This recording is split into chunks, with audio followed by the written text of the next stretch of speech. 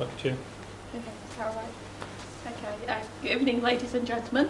Welcome to the first session of the CIBSE Technical Seminar for 2017-2018.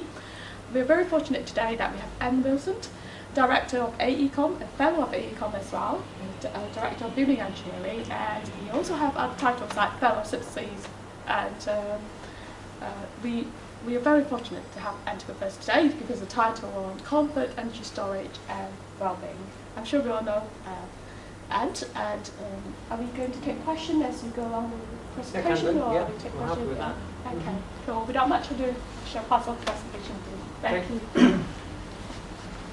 I gave a title of what I'd speak about and then realised there's probably about 10 talks in it, so it's a bit of a ramble and it may not be quite in the order that you expect. So I'll try and give it some structure, and I try to go back to, I think the last talk I gave here was on resource efficiency, and hopefully there's no slides that overlap with that, but the trouble is I've got about 1,000 presentations on the machine, and I just one of these guys who mixes and matches and then tries to update the slides because you realise those slides are way out of date. So I've got some really old slides and I've got some really new slides. But I thought I'd start with a safety moment. All our meetings start with a safety moment within AECOM.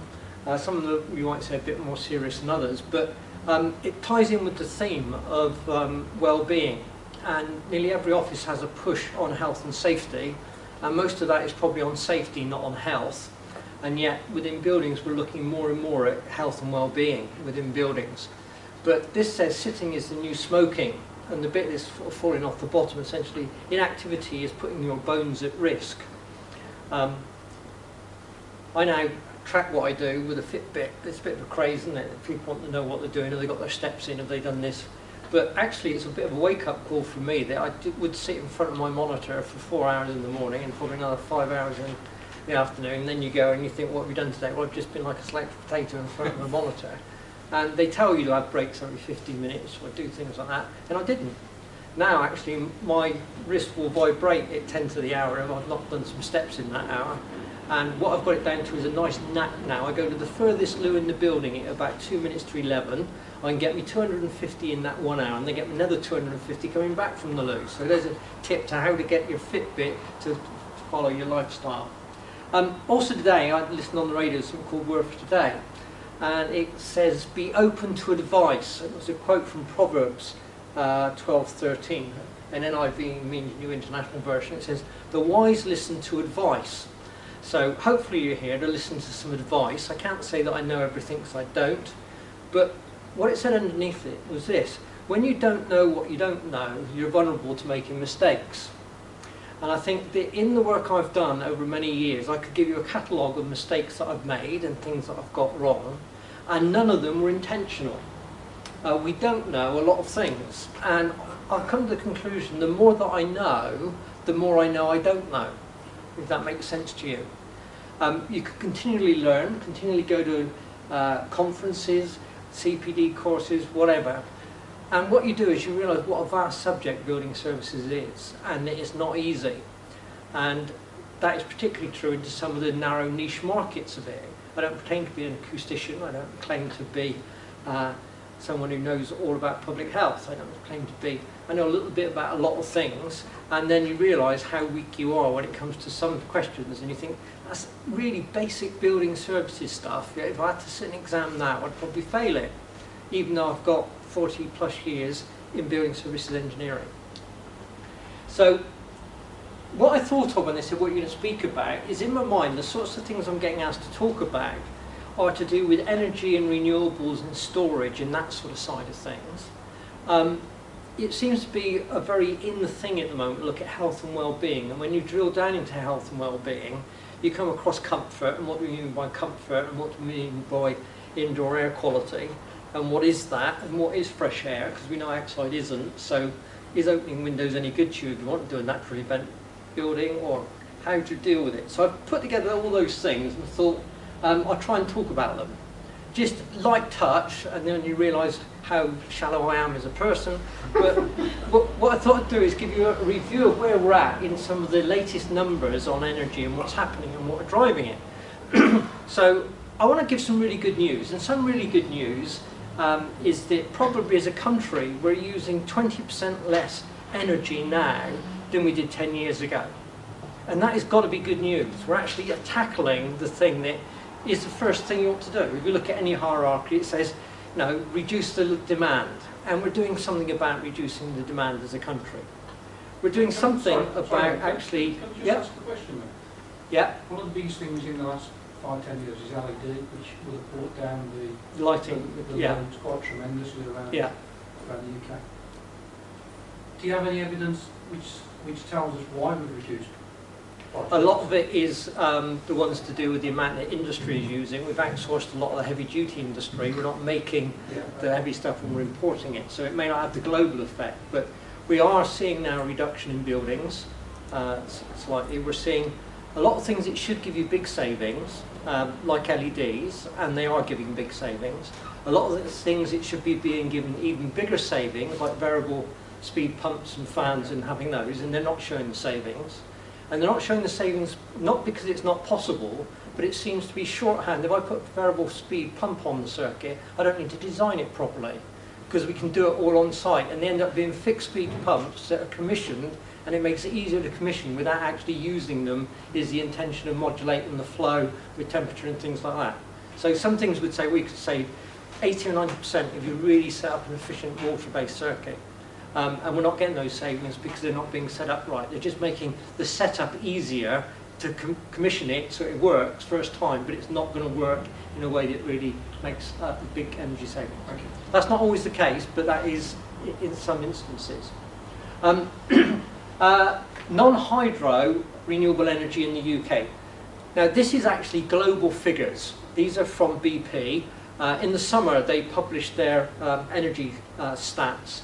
And it shows that in Europe now we're up to about 12% of all energy consumed is non-hydro based renewable energy.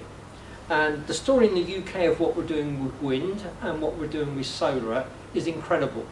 And I'm going to say a little bit about that. But we're not doing it because we haven't got oil. And certainly 20 years ago, 15 years ago, peak oil, we're all running out of oil, there's no oil left. Well, year on year since I've been tracking it, they're finding more and more. So there's certainly no shortage of oil, there's no shortage of gas. And I just thought I'd put this up to say, well, these are proven reserves. And back in 1995 it was 1148. 10 years after that it's 1388. Now it's 1706. Well, we're not losing oil. The oil's there to be extracted if we want to get hold of it. What we do see is within the UK, we were very self-sufficient in oil production.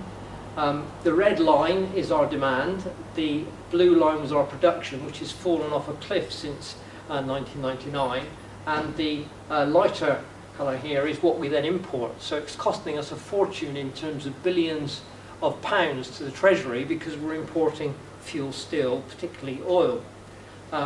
Production down 64%, demand down 36%, which is perhaps the good news. Net imports are up to 51 million tonnes, which is not so good when you've got to pay for it.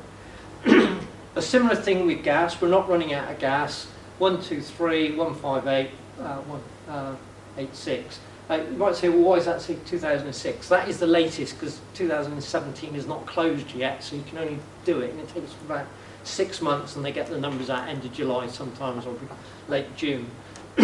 So it changes who's got the resources, but in essence there's still a lot of oil, still a lot of gas, and that's the thing. It peaked a year later, 2000, with our gas coming out of the North Sea.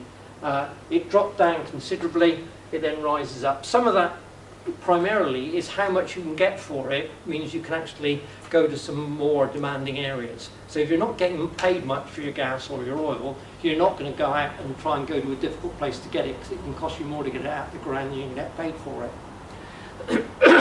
So where are we in the UK?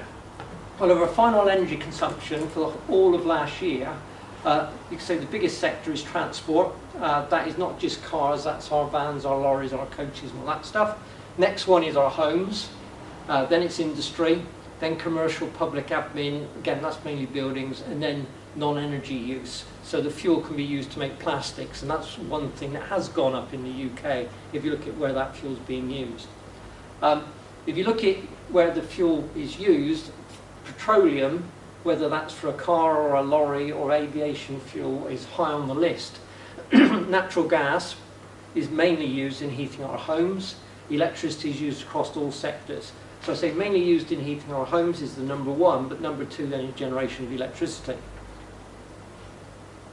And this is it broken down with whether it's gone up or down within the period. So the thing that's gone up most is the non-energy making of plastics. Things that have actually come down are domestic and other users, and then the other one energy industries. But transportation's gone up, goods vehicles and buses have gone up, aviation's gone up. So that is the trends. The one that is staggering is coal. Coal resources actually have dropped, known reserves of them, and essentially in the UK we're using very, very little now, comparatively, which is good news if you're wanting to clean up the environment and get down your emissions. So for generating electricity, today I think we're on 3% came from coal, and some days it's nothing.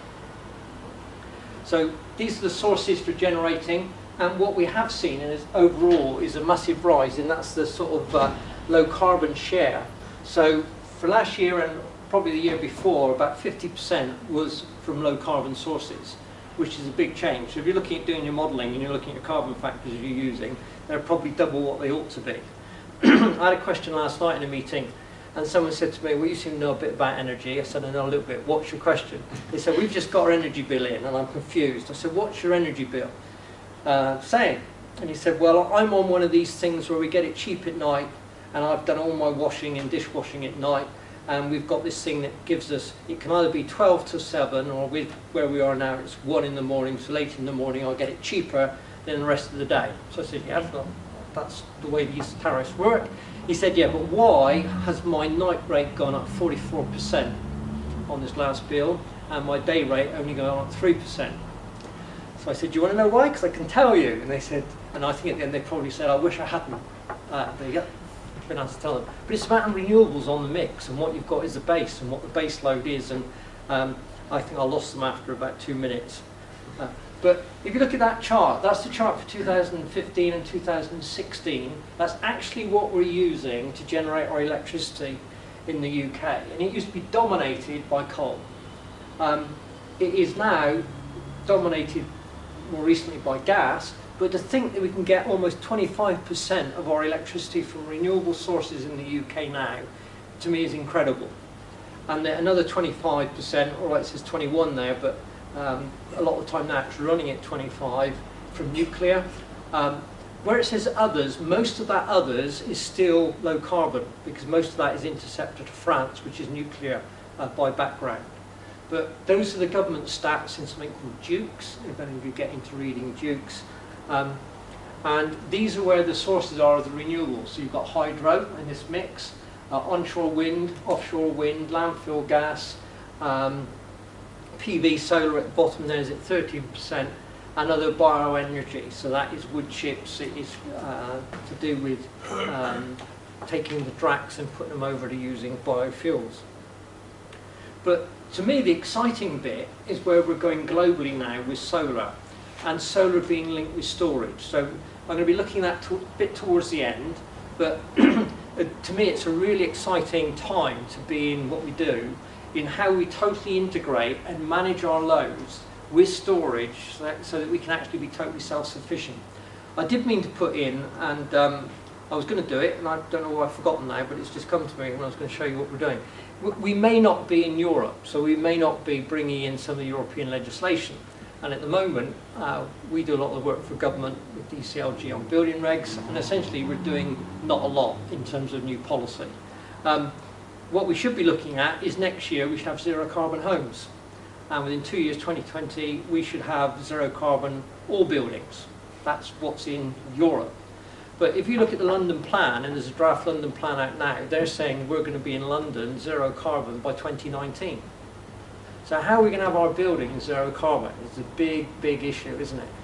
And it's no good saying, well, yeah, we're not in Europe, we haven't got to worry about it anymore. Perhaps we haven't got to worry about it. They might come get some way around it, but in essence, it's not far away, is it? We've been talking about it within the 2016, that in 10 years, that was said in 2006, within 10 years all homes would be zero carbon. But they're not, are they? Far from it. But PV is to me, the solution is being used most widely globally now. Now this was about lunchtime today, which showed you that our mix, I don't know if any of you watch things like Grid Watch or get on it, but 15% of our electricity generation in the UK at lunchtime was from wind, 31% from combined cycle gas turbine, nearly 12% from solar, 4% from biofuels, hydro is about 2%, and then you've got coal down at 3%. Now when I see coal at nothing and coal at 3%, I rejoice from thinking it used to be 50–60% and the amount of rubbish that was going into the atmosphere. So we're improving, but the global situation does worry me because our emissions represent 1.2% of all emissions. China up the top there at 27.3, USA at 16, big gap between those two, and then India, Russia, Japan, Germany. So we're not one of the big ones, but we're still in that list, so every little helps, as they say. Now, why do I think it's important? Well, people have stopped talking a lot about climate change and global warming, and you've got a Mr. Trump over in the States, who, in my view, has got his head in the sand totally about it. But I think the wake-up call that he's had with Texas and Houston, and the one he's going to get in Florida, which is going to be worse than that, which is just about to hit them, which is scary in the extreme, to think it's the worst storm ever recorded with 185-mile-an-hour winds, and the surges, and it's a state of emergency already in Florida, doesn't really bear thinking about. And why is that happening? Because the ocean temperatures are hotter and get to the point we get so much moisture and so much build-up. It is, well, is it global warming? Is it climate change? Things are happening that give you some of the worst storms we've ever seen. Now what does hit me on that is we're very selective in our news. We had an awful lot of airtime, rightly so, about what happened in Houston. But when you think we've had instances where half of Pakistan has been underwater and it hardly makes our news, or a third of Bangladesh is underwater, or at the moment the situation in India where in one village you've got 500–600 people who've been killed through flooding, and then we say, well, yeah, Houston, we've lost these people.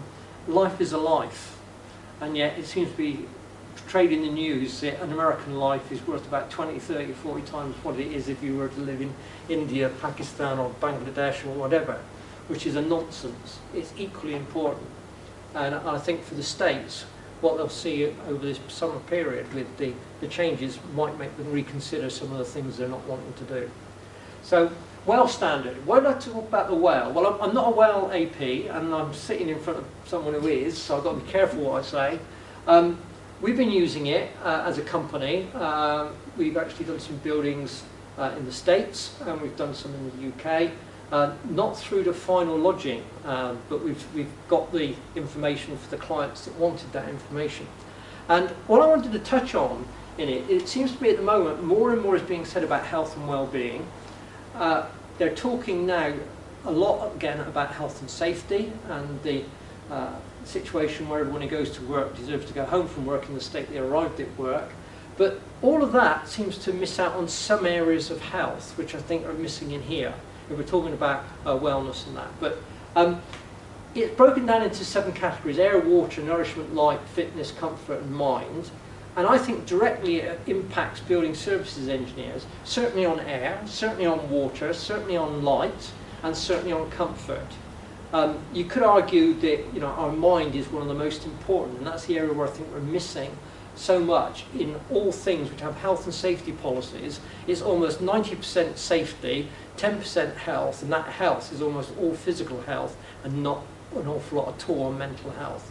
And there's a massive movement about the biggest risk to any construction worker in the UK is not getting hit on the head with a brick or something falling off scaffolding. They're more likely to commit suicide through pressure of work than they are from any other accident on site. Now that's scary numbers, and we've really got to get a grip of the pressure we're putting people under. And the real at-risk area, I remember sitting through a talk by the Samaritans. It was a combined thing with CIBSE patrons and BESA, BESA. And they're taking these things now very seriously and want companies to make sure that we're actually paying people on time, because the number of people who are committing suicide because their business is failing because big corporates are not paying them in the right time frames and things like that. It's just not right. And some of us work in those big organisations who could be a bit better at paying and not insisting on terms that are unreasonable. So the 4 areas where we can influence: air, light, comfort and water. I wanted to talk a bit about comfort. Now, this is me 42 years ago when I wrote a report on perceptions and measurement of thermal environment. Okay, so I did study building engineering, and I found it fascinating. I went to the university to study structural engineering, and I got given things like this to look at, and I found this a lot more exciting than doing this structural engineering. I found lighting and acoustics and comfort and thermal and the built environment of what we're actually doing in buildings far more exciting than digging out a hole and knowing about soil mechanics and a bending moment of a beam or a column and how that might work. So in the quality of life in internal space, we're looking at, often we talk about comfort and our minds go, partly because my background's in modelling, to thermal comfort. Probably then visual comfort, and we're using a lot of those models now to do the visual side of comfort as well. But acoustical comfort and air quality. And air quality is very, very high on the agenda in every city at the moment. Even in St Albans, which is a city, believe it or not, it's not that big a city, but it is a city. If you go in the high street, we're probably twice the World Health Organization standard in some of the days with people queuing on the hill at the traffic lights. If you go into London, you can find places that are 3 or 4 times above the World Health Organization acceptable standard. We've got atrocious air outside. Richmond's the worst, isn't it? Pardon? Richmond's the worst. Is it? Yeah, I saw an article saying that Richmond's one of the worst. As the town? Okay. Because I always think of Richmond being a good place because it's, when you look at climate effect in London, Richmond is below the average because you've got Richmond Park, whereas other places could be 3 or 4 degrees above it.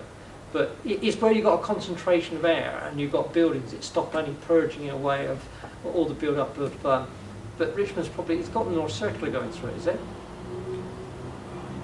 I don't know, but could be. Sound, important issues. One of the reasons why you may not want to do in some buildings opening of windows because it's so noisy outside. So we've got noise problems, certainly around airports, certainly around roads. So we've got to do something about the noise. We've got to do something about the emissions from the vehicles. And what we are seeing is a big move to electric vehicles. We're looking at banning diesels and petrol cars in London very, very quickly. In that countries are saying there won't be any cars coming out of manufacturing plants that are running on diesel and oil. Now that must have the Middle East scared silly about their markets and what they're going to do.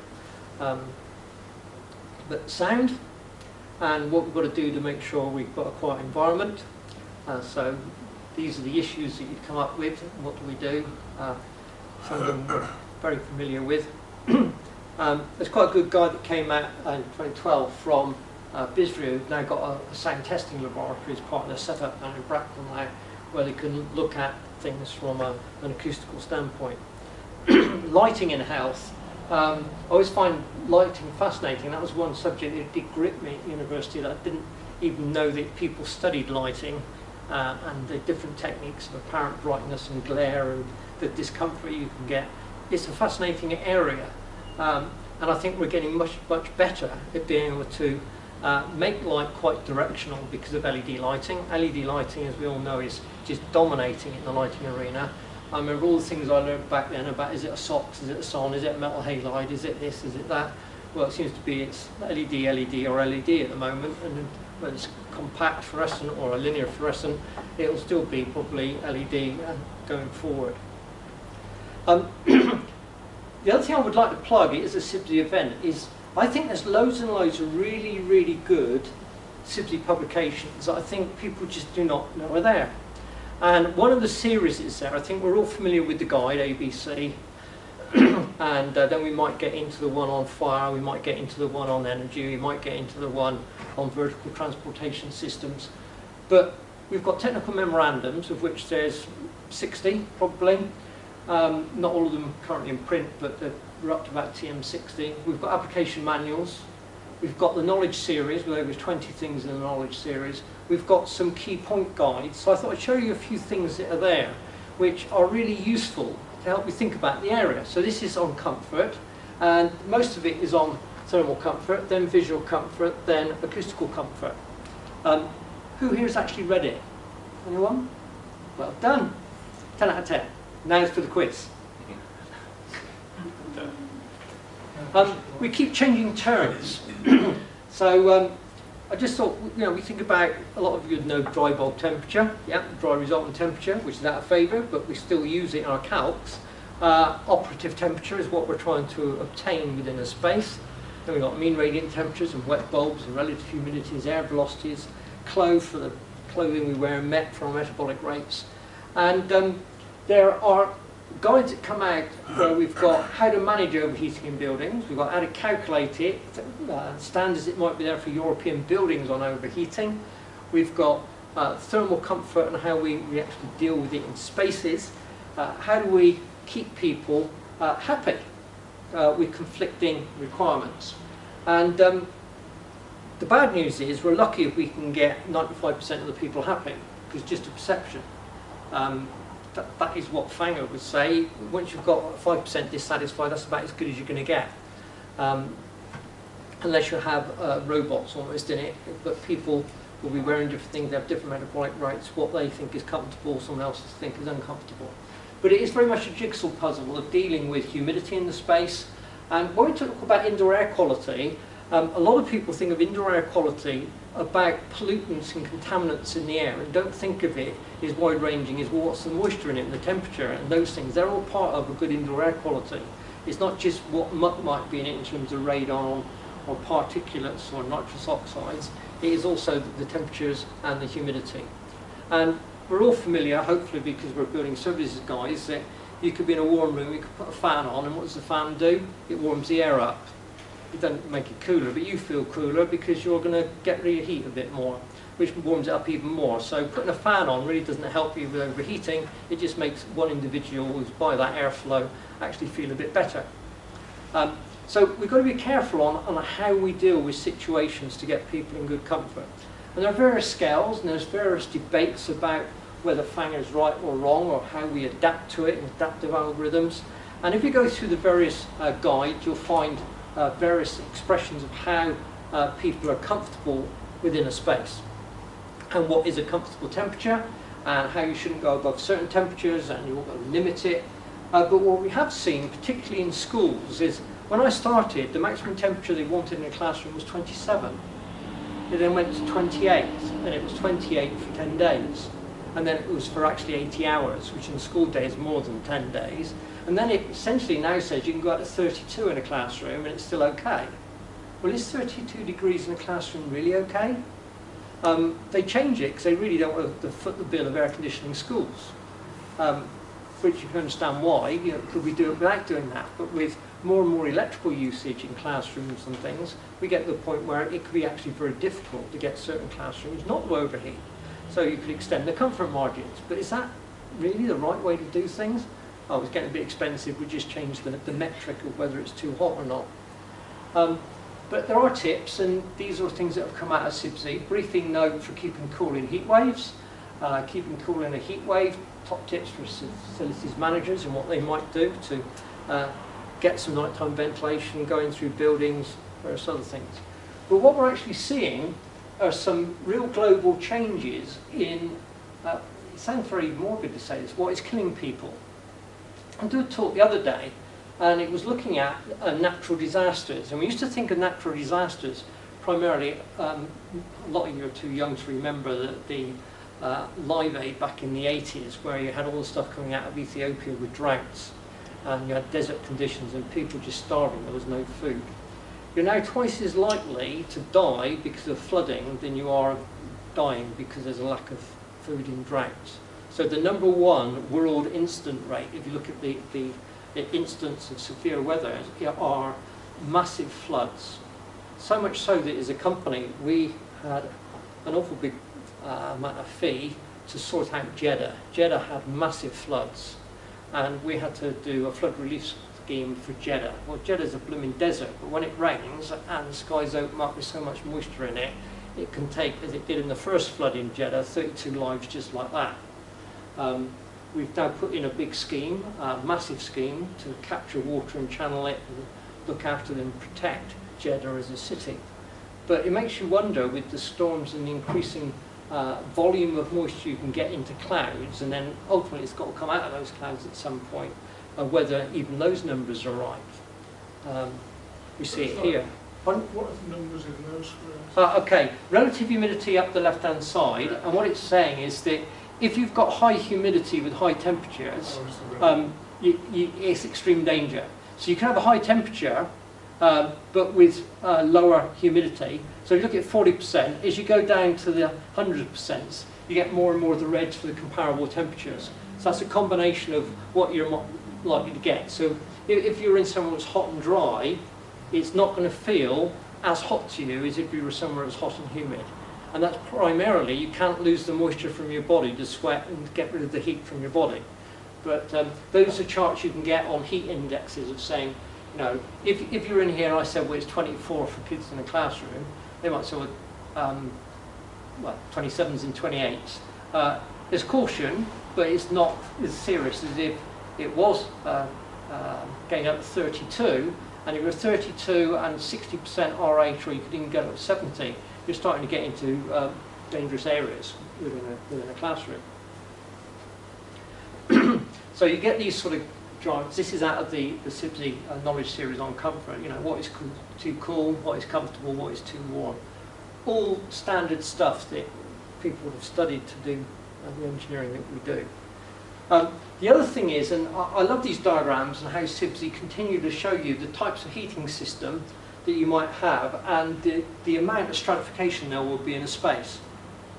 And we know it to be true, and yet when we do most of our modelling, not being rude to people, we say, well, the room above is the same as the room below, and the room below is the same as the room above, and you take the average temperature in the middle, 21, and at 20 to 1, there's no heat going up. But if it's 26 up there and it's not 18 on the floor below, there's going to be some heat transfer going up. And we don't deal with stratification in spaces when we're doing most of our modelling, certainly not for Part L compliance or even energy modelling. We might get into CFD and find, oh yeah, this actually happens like that. We're seeing these hot areas and cold areas, and then we seem to shut our minds off to it and think it doesn't exist. You know, we're happy with an average temperature in the space, that there's no conduction across a barrier. Anyway. Amount of water in spaces and how you model things. I had a big discussion with one of our models this week who had gone to a certain helpline to get help on a thing, and the information he was given by them was not worth the paper it was written on, really. Guy said, that doesn't make sense, it's not right what they're telling me. And I said, no, it's not right.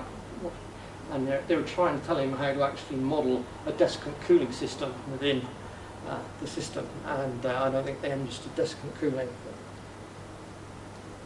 Different clothes make different conditions, so what you see in a lot of workplaces now, there's not a lot of difference with people necessarily going to work within winter or summer. And the biggest problem I've got with adaptive, and I think adaptive is good, I did quite a lot of work on it with Fergus Nisful and Humphreys years ago when we were actually modelling it to say, well, how does adaptive work? Now, adaptive is great if you know where people are coming from. And I say that, we had an office in Holborn, and I'd say we get half of the office turning out hot and sticky and wet, and they've cycled to work, well, they've come on the underground at 40 degrees. Other people have come in their BMW with the air conditioner on at 16. And what is the temperature? The outside temperature could be what it is, but people have come to work through so many different ways. What do they then want when they come into an open plan office? Some people want it hot, some people want it cold. And to say that, oh, well, the average temperature outside was, and for the previous week it was this, so we'll accept a hotter or colder temperature, I believe to be true in theory.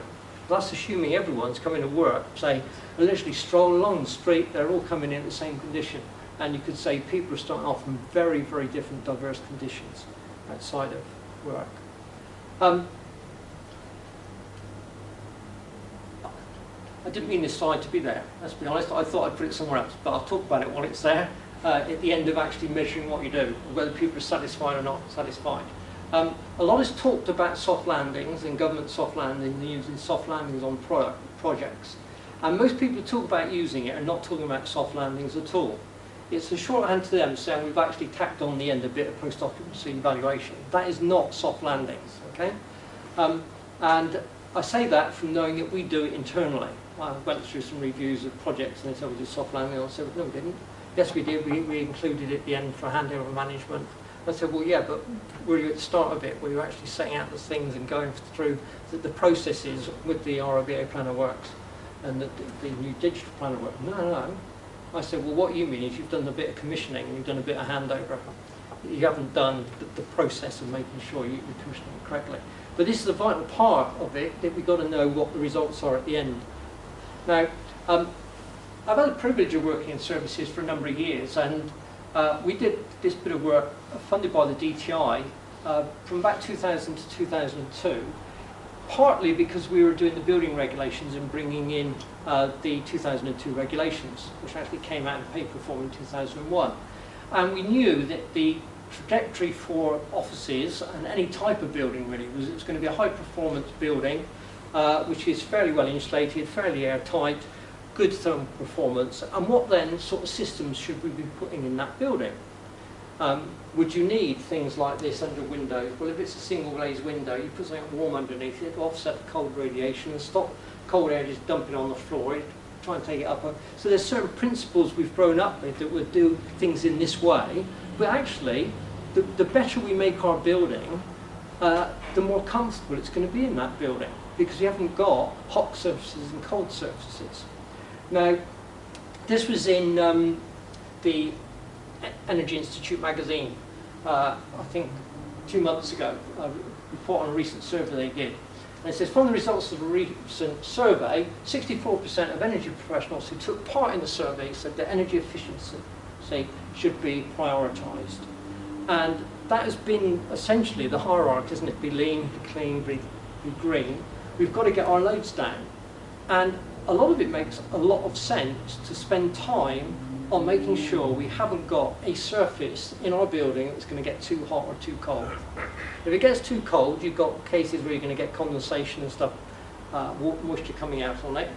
If you've got stuff that's too hot, even though you might have an air conditioner that's going to take the air down to 15 degrees, if it's 15 degrees and the surfaces all around you are 30, 40 degrees, you're not comfortable.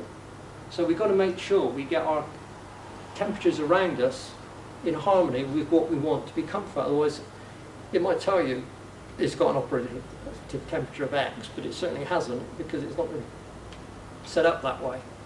So, can we put in some really good insulation? And is there good insulation? Well, this is pretty good stuff down at 0.07 conductivity, or something like this, like space therm.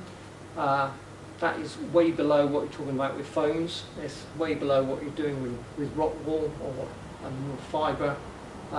So there are materials out there, and the more they take off, the cheaper respectively they'll become. So I said I'll touch on indoor air quality because it's in the news more because of the poor outdoor air quality.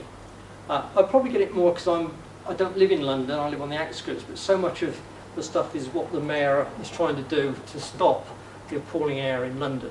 But I can't believe it's that much worse than the traffic I sat in for 40 minutes going from one side of Birmingham to get across here tonight, with the queues just continuously belching out most of the time now. Now more and more cars are getting stop-start on their things, so the engines aren't running when they don't need to be, but our air quality is pretty poor.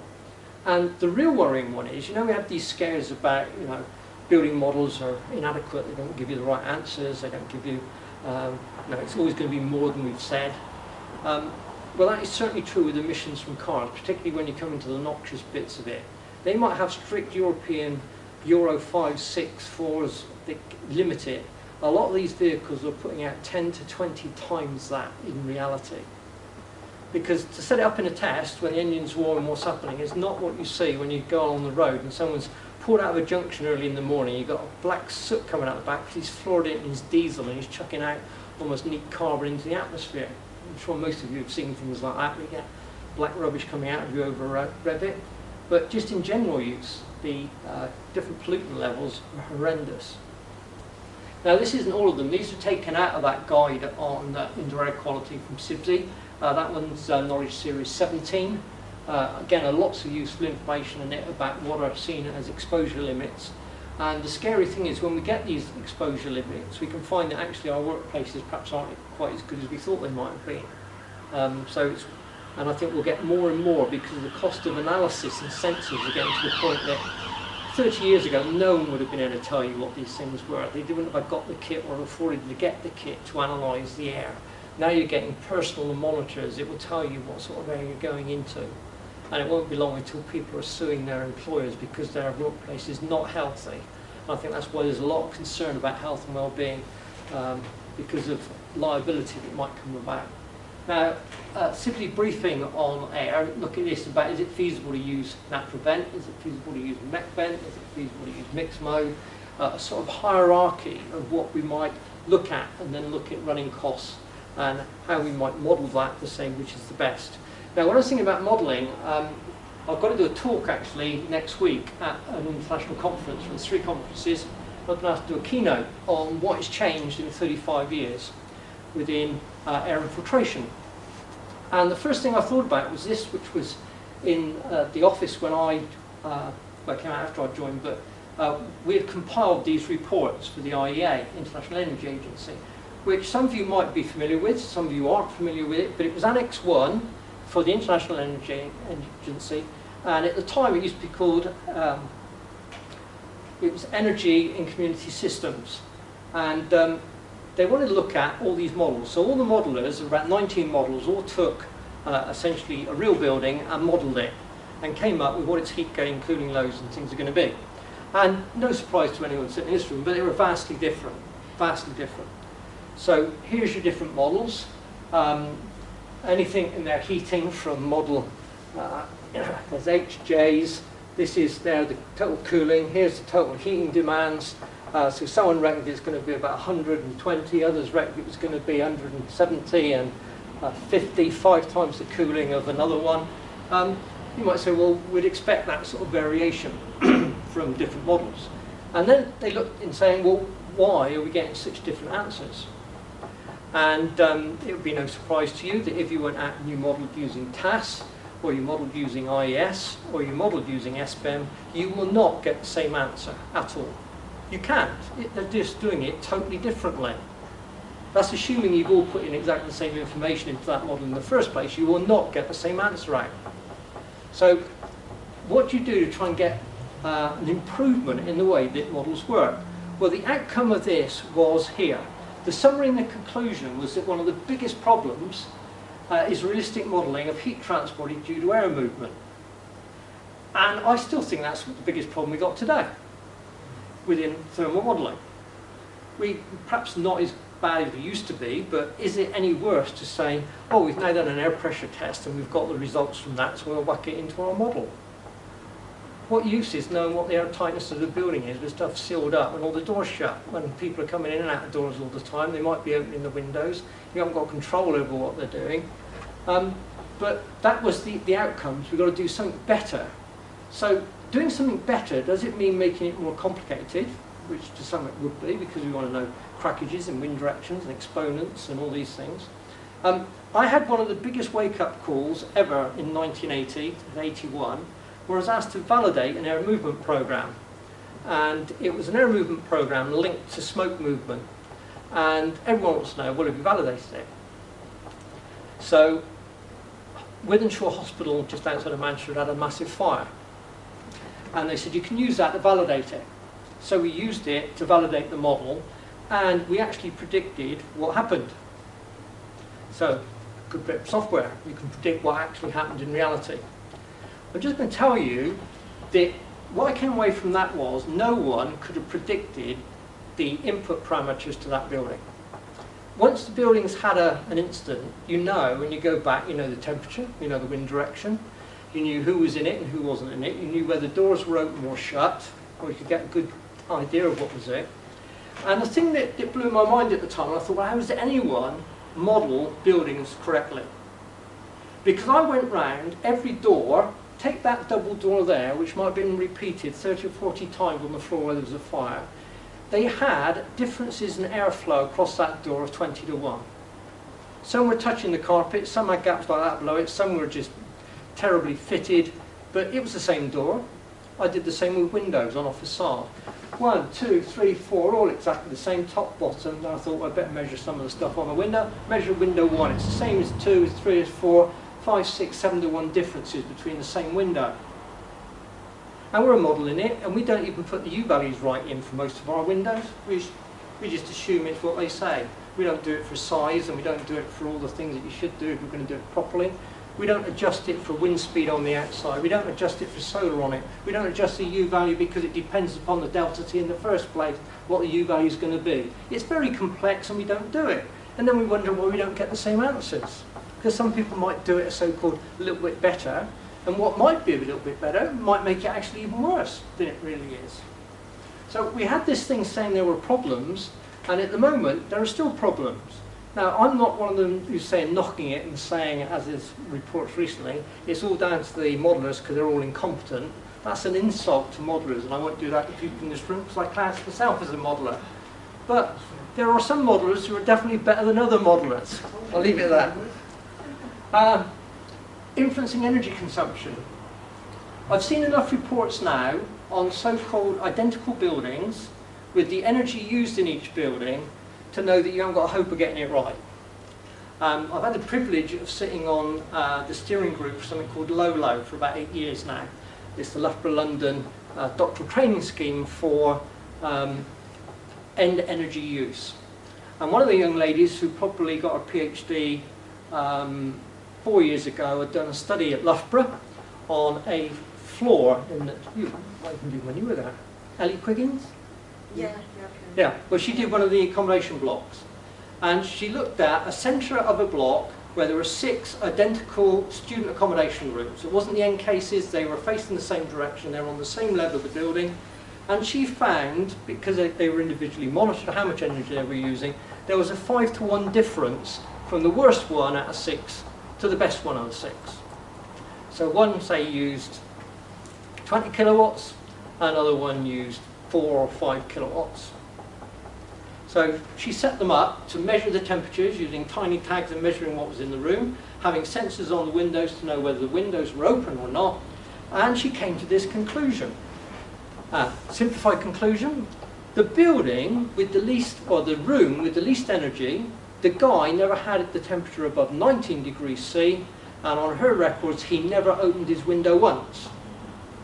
The guy who used the most kept his room at about 24 degrees, and he always slept at night with his window open. Now, is that a problem with the building, or is it a problem with the user? Now, I'm not saying that people who sleep with their windows at night have got a problem, but do you know what I mean? We say, well, you can't get it right. Well, how do you know whether someone's going to open the window or not? Or we've got all these lovely passive houses that are measured to be so airtight. All you need is a lady smoking in the kitchen with the back door open. Someone opens the front door for 5 minutes. You've got 3 days of air change going through the building. We've got to get real with how buildings work. And yet we're coming up with amazing ways of saying we can do it better by a co-heating test. Anyone know what co-heating tests are? Oh, well, co-heating tests, so you heat the room up and you know you've got a mixed temperature in here. But the minute you start blowing it around and making sure it's mixed, that's not a real room, is it? So how do we actually know what a building is going to use? Because all these things influence it. And we've got to, above all, make sure people don't get too hot, don't get too stressed out, and have got a nice environment working. So we're getting more guides coming out. There's a recent one out newer than this one about how to actually model for it. But this is some work we did on a facade that came as a result of the work we've done on the guide for HVAC system for insulated airtight buildings. And we were looking at different building configurations and saying, well, if you've got a room and it's a corner room and you've got floor to ceiling height on each side, how can you possibly have anyone comfortable in the middle of that room? Now, how far have you got to be away from the glass to make sure you could be comfortable in there? And then you find you can't occupy half the floor space. And then people who are in the room are always complaining it's too hot in summer and it's too cold in winter. And someone will come along with a little thermometer and say, no, mate, you're okay, it's 20, 21. Yeah, it might be 20, 21, his little wiggly thermometer, but when he's got things on his back, both sides, giving him 11, or in the summer giving you 40, you feel hot or you feel cold. You can't tell someone by wiggling around a thermometer that it's 21 and he ought to be comfortable. Because he won't be if we get the buildings wrong. And I think we tend to think that we can air condition and systemise away so we always end up with a comfortable environment. Let's get the basics right of what we need with surface temperatures. Some of that's coming through in terms of BREEAM and comfort credits, and what you're doing there, you get some credits for modelling it, following certain procedures. We've actually got a CIBSE comfort calculator. Has anyone ever used it? Were you aware that it existed? Okay. Go to my comfort calculator, get online, see what you can find. Getting back now to energy, the interesting thing is, if you looked at BP and Shell, and you look at BP futures, they're telling you in black and white the future is solar, without a doubt. And that's from a company that actually pulled out of solar. We're doing that because they were using dodgy substances like cadmium fluoride. But you look at Bloomberg and their energy forecasts, and you're looking at solar being the dominant form of energy globally. And the transition could be within the next 30, 40 years. So some of you, it's going to be within your working lives and careers. So what are we doing about it? Now, this is another leading energy outlook from the IEA, International Energy Agency. And you're seeing this element of solar creeping up and up and up on what's happening. And that's happened remarkably quick, in my view, in the UK, when we're not a good country for generating solar. Now, if you're in California and you could get twice as much out of the panel, it would be more obvious. If you're in Saudi Arabia or United Arab Emirates, where you might even get 3 times the solar out of your, energy out of your solar panel, it might be seen. But actually, the UK is putting up loads and loads of solar in without any tariffs now to back it, because it's that cheap. Now, I want you to think about more recent times when we first got the feed-in tariffs. If you wanted to put a 4 kilowatt array on your house, and you went out and you say, well, I think it might be the right thing to do, it would have probably cost you £16,000, £17 for a 4 kilowatt array for a house. If you went out today and you got people to bid it, that's not just the panels, because the panels wouldn't be anything like as high, but you'd get a system installed for 4,500, 5,000. Okay, a third the price that it was. Now, if you track back far enough, this one go back. I think in 1975 I've got them, but then it says in 1977 it would have cost you $76 a watt to generate. $76 a watt. Now, down at this end, you're on $0.74 a watt, and that was in 2013. Okay? Now, I had a load of stuff sent to me around Christmas time, a Christmas sale on solar PV. All different types from different manufacturers. It ranged from 0.35 pounds a watt, and the most expensive was, 0.39 was the highest price, went down to 0.35 pounds a watt. You go back to 75 to where we were at the close of 2016, PV is a 600th of the cost that it was back then. A 600th of the cost to generate your power for you. Now, we've seen such rapid changes in PV costs, it is phenomenal. So people are putting it in by the megawatt. And we're seeing a similar revolution now within battery storage. And I want to touch a bit on that. So what have we got? I could have shown you pictures of a reservoir up in Manchester covered in PV, which actually had about 12,000 solar panels on it. This is one that was installed at Waltham-on-Thames.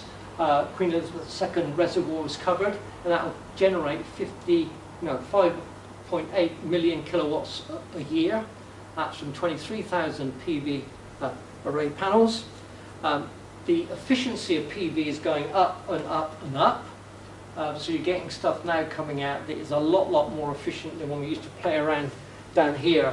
So in 75, it's hardly surprising it was 70 odd dollars a watt when you're getting the performances coming up right across a range of types of PV. Now, last year, it was the close of last year, 95% growth in US solar in 2016. That's an awful lot going in. It went from 7,493 megawatts up to 14,600 megawatts of PV installed. Recently on the news, bottom one today actually, Tesla have got a 129 megawatt power pack system for Australia. Today from PV Tech, reported quarterly module shipments Motec is planning 400 megawatts of solar in Taiwan, as well as scoping for 200, 300 megawatts. In Zimbabwe has confirmed plans for 300 megawatts of PV. Canadian Solar has acquired an 80.6 megawatt project in Brazil. There's also news from Egypt, Russia, India and Denmark. PV is going in like there's no tomorrow, literally, because it's at a point where it doesn't need subsidies. Now, this is just looking at one market. This is India's forecasts of where they were. They've already gone above where they thought they were going to be this year in terms of their forecasts. But they've revised their target because they were so under where they thought it was. So you've got cumulative on this side, and then you've got the actual installed amount in years. So back in 2010, nothing going in. 2011, a little bit, and it's just ranking up, and that's happening in all sorts of markets. Now, just on solar, yeah. are there any tax breaks or incentives for going down the green generation power route? The trend is at the moment that the incentives are if you link it with storage now. And putting in PV with storage, you can get some things, but just pure PV, it stacks up on its own.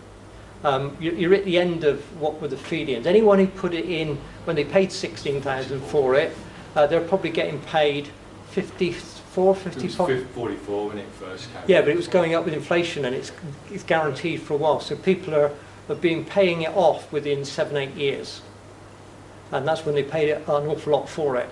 We just had an unusual application where we've got a car park which is remote to our new offices. Yeah. And there's no power in Yeah. the area. Again, it's a perfect opportunity for green energy production. Again, no incentive or no encouragement for us to do that, other than get the network installed. Okay. Well, to me, the thing you need to look at is who's actually putting it in big ways at the moment. If you look at Land Securities on most of their retail units, not the commercial side, but the retail side, they're putting it in, and they're putting it in with no incentives at all. All right, they've got money sitting in the bank, and it's going to make them an awful lot more money. Now, the early adopters of PV were people who had money sitting in the bank who got fed up with getting only 1% or 2% interest on it, and they could get equivalent of 8 or 9% more by investing it in PV. So probably the best investment you could have made then was still going into PV. Because the prices are so much lower, you don't need that to make the big companies go out and say, we'll cover our route in it, we'll do this, we'll do that. In the, I'm right in saying, whichever way it's produced, whether it was poly or mono type ones, wasn't it the case that China had a monopoly on the rare minerals that are in it? Yeah. So that they could dominate, or I don't know how much the supply is left, but majority of rare minerals are still in China. And there was a post where that could focus. About 4 years ago, China controlled 95% of all rare earth metals and rare earth elements. That they weren't in China, but they'd done deals with America, South America, and with Africa, which was infrastructure for mineral rights. So they still had a lot of actual minerals their own self, but they were very clever in their agreements they did to supply infrastructure and dams and roads, and so they exchanged capital to invest in infrastructure for them in exchange for their mineral rights. And they controlled 95%. Yeah, when we went to China for that, we checked out the top 10. Yeah. And apart from the national one, the main one, all the rest next time were 50 to 60% finance from America in their infrastructure. Yeah. So it's like you say, they bought into it. But they were worried about that minerals. They're not still sure how much shortage, so how long it can still go, because it's still a part of that element goes into every production of a solar panel, doesn't it? Yeah, but I think what you're seeing now is a lot of new materials going into it. The IEA did a report within 12 years ago of what were the emerging technologies, and there were at least 23, 24 different things. It wasn't just silicon. Now silicon's not the main thing that's moving forward. It's a bit like how batteries are changing, and the guy's probably had the biggest influence, and it just amazes me that he really doesn't make a profit yet. How his car company, which has churned out, say, 100th of the cars of General Motors or of Ford, his market capitalisation this year has exceeded that of General Motors and Ford. So, and he's not made a penny yet. He's still trying to get things out there. But he's revolutionised quite a few things, and one of them is the home markets with buying the solar company, making his own batteries. Right, he's making them with Panasonic. Panasonic have put 4 billion into the gigafactory to produce it. And what is actually happening is more and more people every day, like LG and Samsung, are getting into storage. And storage seems to be the thing linked with solar that is going to be able to, you know, supply our demands for energy when we need it and when we want it. And I just thought of some of these things is just a thought. Hopefully I didn't say it last time, but here's the latest S model Tesla. Now, its battery's not in the boot, okay? Its battery's in the chassis, it's in the floor plate of it. So it's probably about that deep, and it's the floor plate of that. So if you imagine a house with a garage, you could easily put one on the floor, one on the roof, and 2 in the wall. So you get 4 times the power. Now, what the 100 means, teaching a second, because 100 means it's 100 kilowatt hours of capacity in that battery. 100 kilowatt hours in one battery. It is just in the floor plate of that car. Now, your average home is going to use about 10 kilowatt hours a day. Might use 7 or 8. If you're a big user of it, it could be up more than that. But say on average, it's between about 8 and 10 kilowatt hours per day per household. Now, he's got a battery in his floor plate there, which is 100. So you could easily get in a garage in your house 4 of those things, and that give you 400. Okay? So 400, that gives you 40 days worth of power. Under today's technology that he can supply you in a car. And the price of these batteries are coming down, and he reflects it in the price of the cars. He's just dropped the price of his car by $5,000 this week, and I think the X1 is $7,500. It's come down. Why? Because his battery technology is that much cheaper than it was, so he can afford to pass on the saving. Now, you're probably aware of this thing, the Model 3, which took over 500,000 advanced orders, everyone paying $1,000 to secure this car, which started coming off the production line July. So they're actually being delivered to people now. It is still, well, it's a little car really, and it'll do 0 to 60 in 5.1 seconds. That 100 one I just showed you holds the record as the fastest production car that there is. It did 0 to 60 on its timings, not what they claim. They claim 0 to 60 in 2.7 seconds. When they measured it, it gave 0 to 62, I think it was in 2.2 seconds. Now, there's a little button called ludicrous, and it's the ludicrous mode. I don't know if you follow Tesla and what they're doing. He's a bit of a case. But thinking of a car that can go that fast and that quick and it's not a Ferrari, it's not a Lamborghini, it knocks spots off any of those cars in terms of its performance. And you're driving in luxury for about 1/10 the price. Now what we've seen is car battery change. And this is from lead acid to nickel cadmium to nickel metal hydride to lithium ion, next generation hydride. And that is just showing you the capacity of these batteries. Now what we need to think of is where we are now with lithium hydride. I'm going to touch on it, might be the next slide, I can't remember, with graphene. You've probably heard of graphene, superconductor. Graphene batteries with graphene alloy can give you 7.5 to 10 times the power density that you can get with that. So imagine it's gone from 400 kilowatt hours of storage in your garage just by lining the walls with it to now 10 times that. You've sorted out overnight, not just your night to day thing, which you've done with a little battery, but you've sorted out summer to winter, you could build out with the people around you. You've got networks now that could just be self-sufficient with a little bit of storage, a few PV panels, charging it up all the time, using it when you want it, sharing it with your neighbours, you know, on a thing, and just local little networks with no massive distribution losses. And Tesla, originally, these are out of date because when he launched these originally, about 2 years ago, only 2 years ago, he said it'd be 3,500 for a 10 kilowatt and 3,000 for a 7. He never delivered a 10 or a 7, he delivered I think a 6.5. The standard one that looks like that now is 14.4.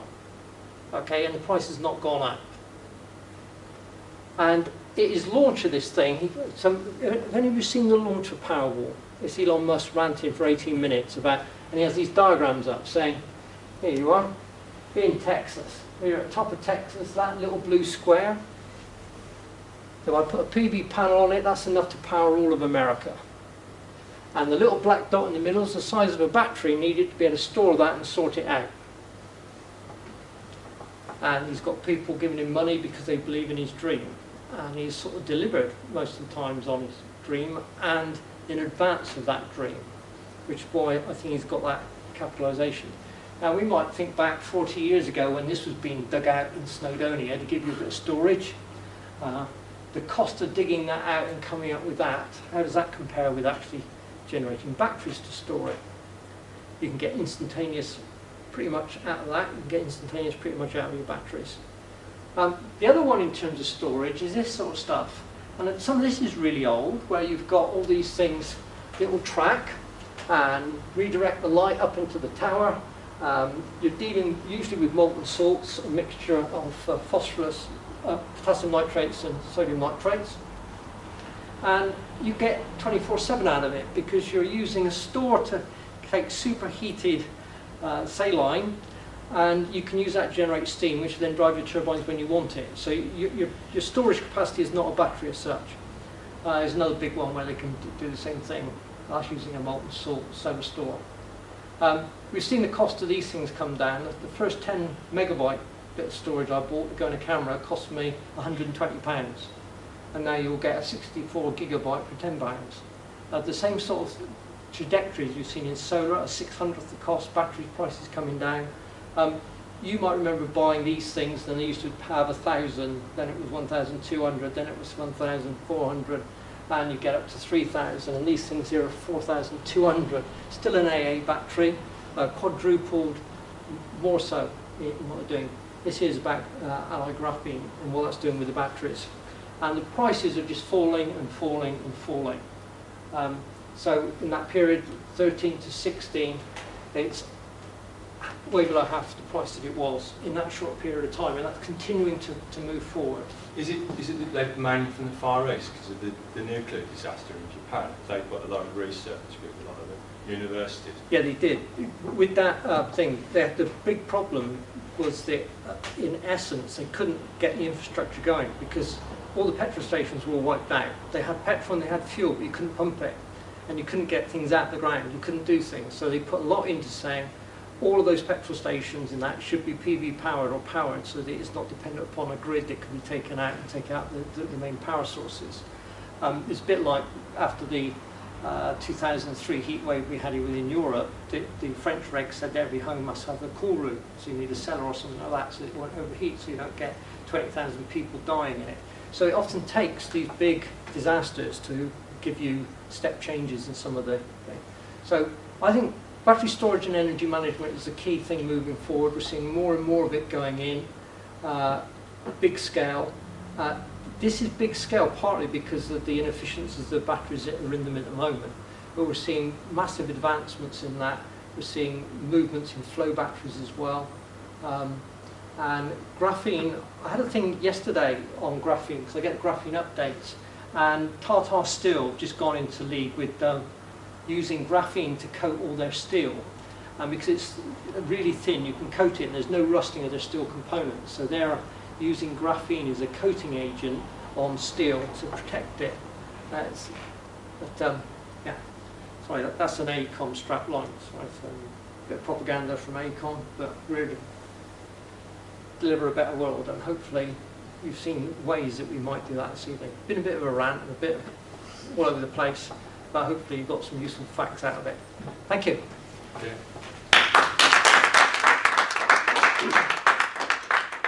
We'll take a few questions if you have any questions for the presentation.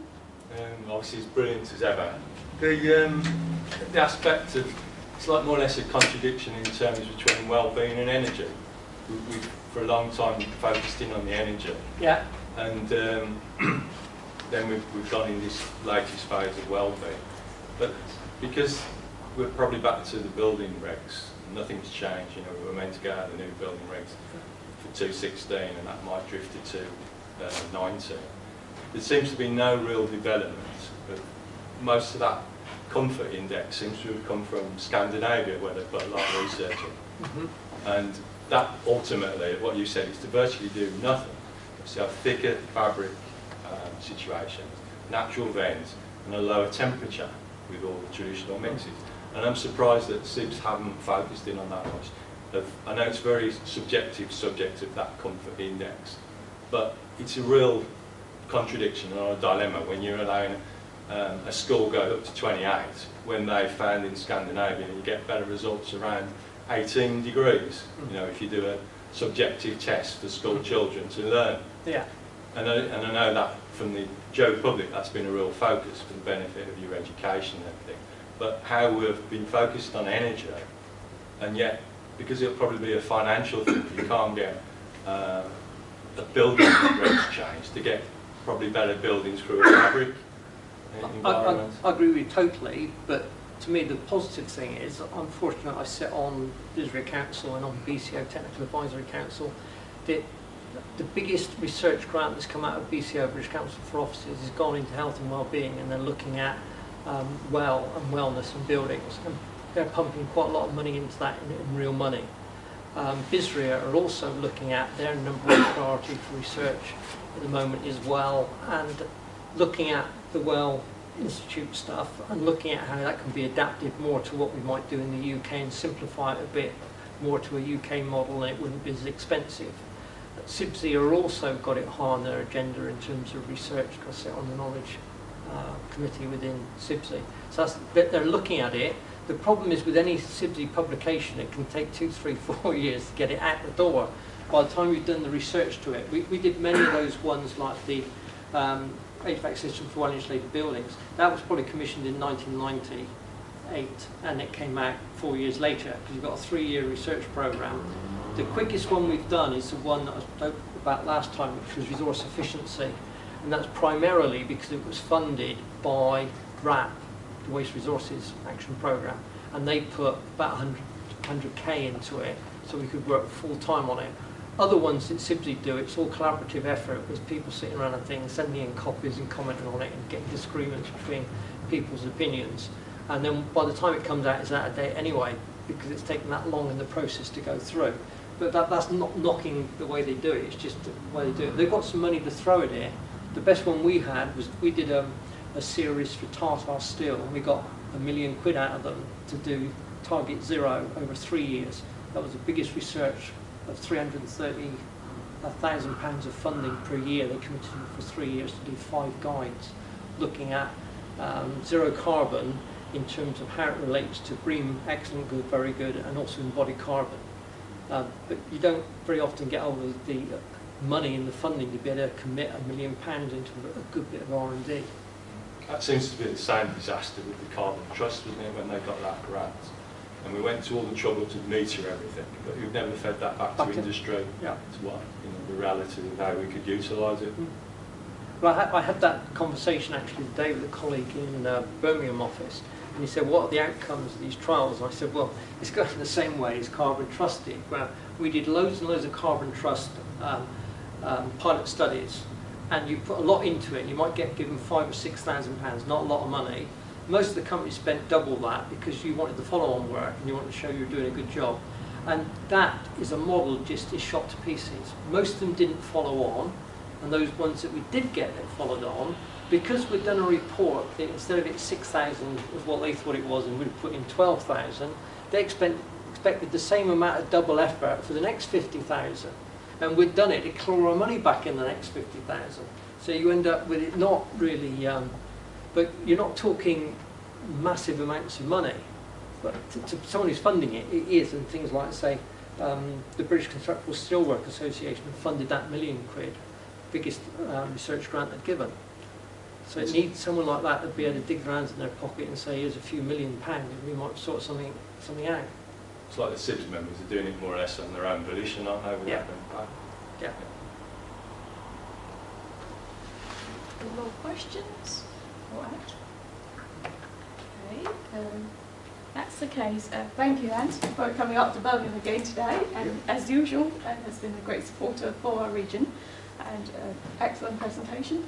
We hope to see you next year or the years to come in the future. Okay. Thank you Hope for so. that. Sorry about the traffic today. That's my fault. Okay. Thank you I'll so come up much. more often. I'll know which way to go properly. Okay, and the next seminar will be 20th of September, Future of HVAC Ductwork System. Speakers gathered up.